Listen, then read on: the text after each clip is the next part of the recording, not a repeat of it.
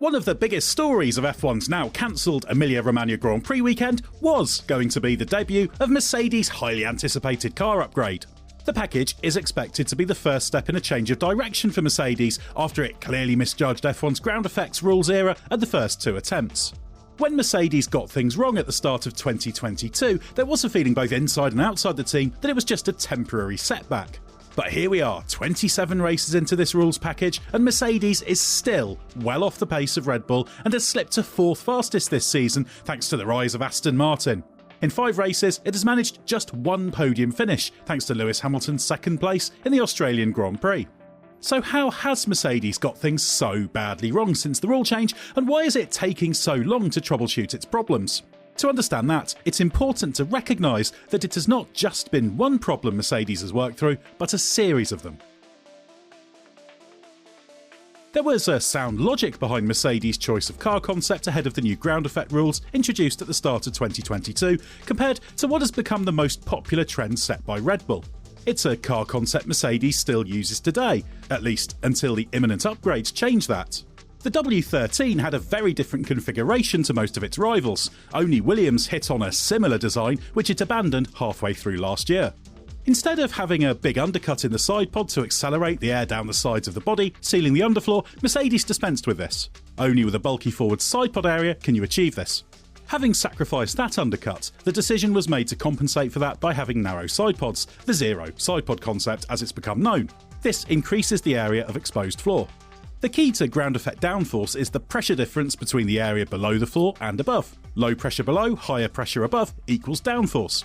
Mercedes believed that the increase in exposed floor area would counterbalance anything lost by not having the more conventional side pod, with undercut creating the channel of accelerated airflow.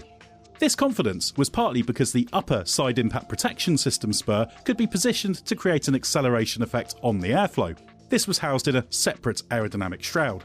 It was an innovative detail because that SIPS bar is, by regulation, only allowed to extend as far as the widest part of the car directly below, which on other cars is the top of the side pod. But on the Mercedes, it can extend further because the widest part of the car was the floor. This is because the absence of the bulky side pods allowed the car to have a triangular section of tub with the base of the triangle at the bottom. There was another compromise needed to achieve this, which was moving the cockpit forward. In the design phase, Mercedes believed this all added up. So why didn't its concept work as hoped?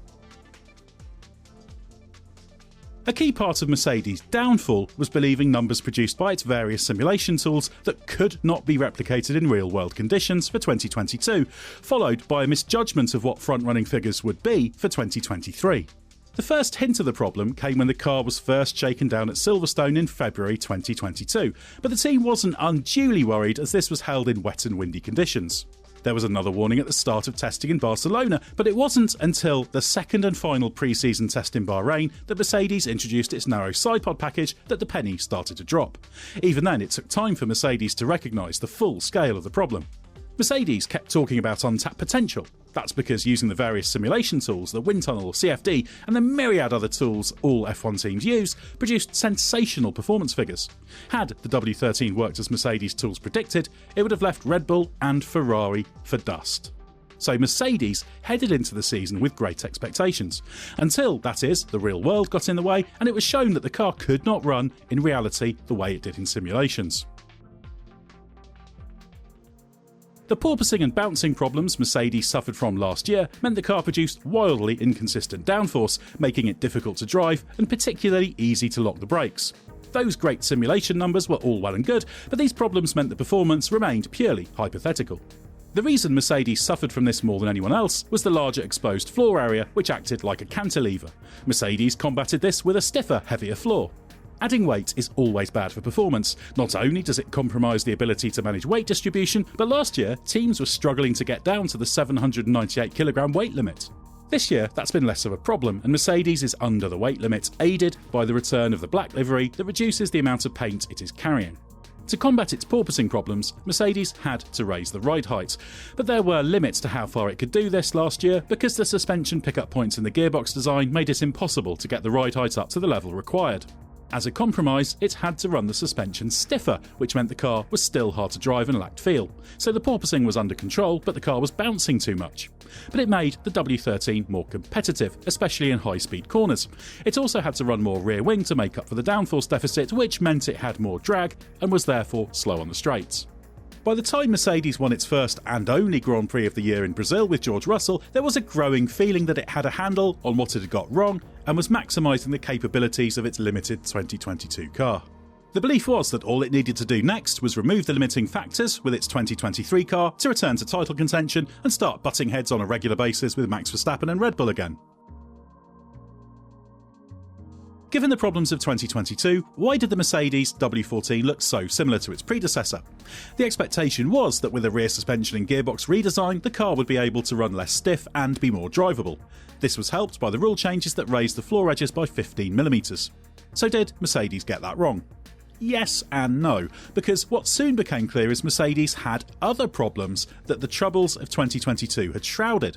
This brings us back to the sidepod design. Mercedes had stated repeatedly that the narrow sidepods weren't to blame for the porpoising and bouncing problems, but the absence of the Red Bull-style undercut that has become de rigueur in F1 is a big part of its lack of performance since fixing that. The benefits of the exposed floor and the use of the wider SIPS bar didn't confer the performance gain hoped. Red Bull, meanwhile, made massive gains in 2023 with its suspension design to control the car's mechanical platform and optimise downforce, moving the goalposts. So despite the W14 being a clear improvement on its predecessor, the Mercedes doesn't have the downforce and therefore performance of the Red Bull, despite having pulled roughly level with Ferrari on straight-line speed. Mercedes now has a car that works relatively well in low-speed corners and one that is quicker than last year's. But it's still well off the pace, as Red Bull has left everyone behind. Even as Red Bull pulled away last year to enjoy a clear competitive advantage, everybody on the grid underestimated how much more development potential it still had to unlock.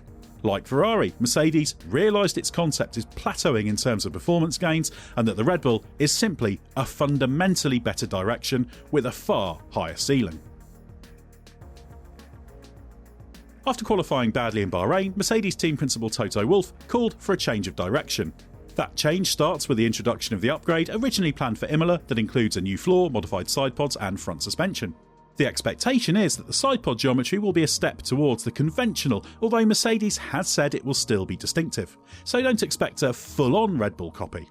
The indication is that this also required some under-the-bodywork parts to be tweaked, and remember, while the power unit design is locked, there's plenty of other parts squeezed in under the skin that can be redistributed. The front suspension could feature more anti-dive, which is currently about 15 degrees worth for Mercedes compared to 45 degrees for Red Bull. It's hoped this will also help with the feel of the car, although could come with front tyre warm-up troubles, which is the closest thing Red Bull has to a weakness this year and explains why its pace advantage in qualifying is not as big as its gap over the field on race day. But there are limitations thanks to the cost cap, which prevents Mercedes making massive changes such as introducing a new chassis in season.